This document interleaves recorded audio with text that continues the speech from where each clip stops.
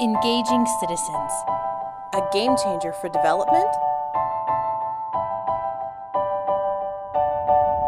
Rethinking Governance with Hassane Cisse, Director, Governance and Inclusive Institutions, Governance Global Practice, World Bank Group. Hello, and welcome to this course on citizen engagement.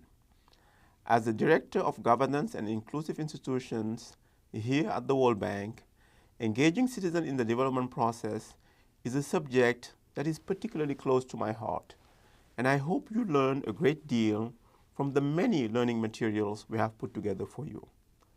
Before you dive into the course, however, I'd like to share some of my thoughts on this topic, specifically 5 areas of governance that I suggest we need to rethink. The first area of governance we need to rethink is our very model of governance.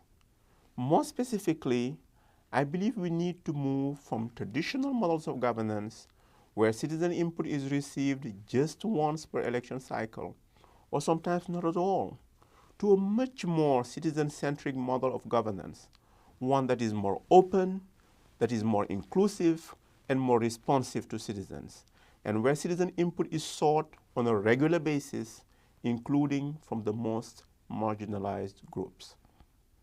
To do this, governments and citizens groups need to work together to develop institutionalized methods of receiving and responding to citizen input. Citizen engagement programs that provide the opportunity for citizens to come together and formulate their own priorities and plans for their communities and then communicate these to government is a first critical step. However, through our work, we have learned that empowering citizens to make their voices heard is not enough. We have to go beyond just listening to citizens. Rather, we need to support governments to build institutional systems that incorporate citizen voices in decision-making processes and thereby increase the responsiveness of government programs to people's real needs. In short, we need governments to be more responsive, inclusive, results-oriented, and flexible. Understanding the needs of local communities and adapting government services to meet these needs in a timely fashion is essential to governance that works for everyone.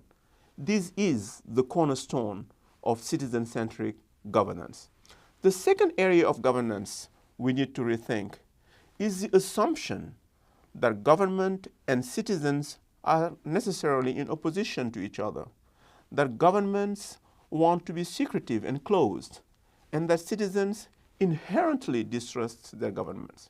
In fact, we have seen a plethora of actors in both governments and civil society who seek to work together in partnership to solve major development challenges. We need to shift our mindset from competition to collaboration. Governance is not a zero-sum game, but rather a dialogue between the government and the governed that should result in positive outcomes for all. This needs to actually be our starting assumption if we are to have any success moving forward. Third, I believe that rethinking why people participate is critical for building citizen engagement programs that work. It is common to employ what we call the rational choice model, the idea that participation will increase if participation benefits are higher than participation costs. Though this is to some extent true, many studies have actually shown that citizens are strongly driven by psychological and intangible factors, such as a sense of civic duty and a sense of belonging. Therefore, though it may be tempting to solely focus our energies on lowering participation costs, such as through new smartphone apps or cutting-edge online collaboration platforms, we also need to devote resources to increasing a sense of citizenship among both citizens and government. Ultimately, What we need to do is to focus not only on the how of public participation, but also on the why. Fourth, I believe we need to rethink to what extent existing approaches from either North America or Europe are in fact replicable or transferable to developing countries. We have learned that it is essential to place citizen engagement initiatives into the local socioeconomic, political, and cultural context. Therefore, it is critical to establish an enabling environment for citizen engagement within the existing norms and institutional context of each country. In many cases, a powerful instrument to promote meaningful citizen engagement is to develop a broad coalition of citizens, civil society, government, and non-traditional actors to jointly address development challenges and find solutions that work for the poorest and most excluded groups. Finally, we need to rethink how we implement citizen engagement programs to have a larger impact. We have learned that citizen engagement programs tend to be much more effective when implemented in a broader context of government reforms in order to achieve more meaningful and more sustainable results both at the local and at the national level. Through my work, I have seen how citizen engagement can decrease the distance between government and the citizens.